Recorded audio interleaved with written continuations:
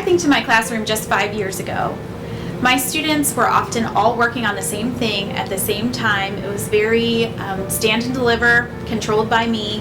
However, now, by allowing students to have more choice, it shows in the product that they create because they're a bit more interested in what they're doing when I give them the option.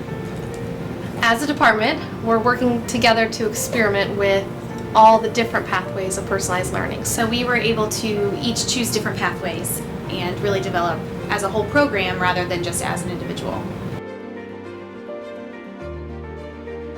So the sign language department has been trying to do lab days, a minimum of once a month, in which our classes get together to interact and practice signing with students and adults that they don't sign with on an everyday basis.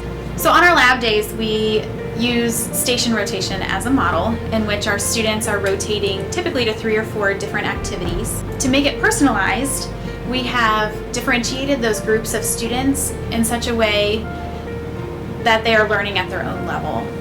Everyone has like a different learning style, and so by doing stations, it kind of like hits everybody's learning styles. We also like to allow choice in some of our stations. You have a bunch of different options for what you want to do. If there's one station that you don't like, then you might like the next one, and it may be a better learning experience for you. The different stations and different ways of learning, visual, interactive, it helps us learn better, and it makes it more fun for us. A flexible playlist, it's giving them different options to get to the same outcome. Students have their own choice, so that gives them more buy-in. So we don't all have to do the same thing. We do stuff that we need help in.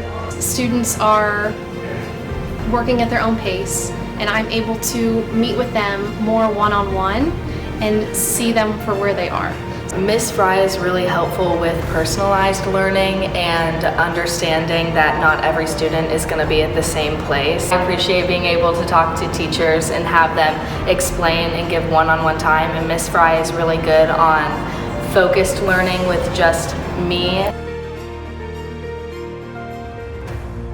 Often I had students sitting and waiting while I taught vocabulary because we take notes on how to sign signs. Some students can do that in 5 minutes and some students need 25 minutes. A flipped classroom is a classroom in which students do some of the work at home or in another format so that there is time for the practice in the classroom. And so for my students that looks like watching a video. Sometimes it's me, sometimes it's another teacher, or some resources that come with our curriculum. And then I move on and we do the practice and application together in class. By flipping my vocabulary lessons, I'm allowing students to work at their own pace.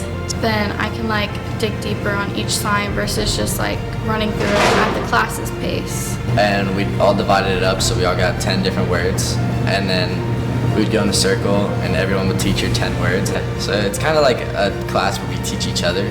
One of the highest depths of knowledge is being able to teach something.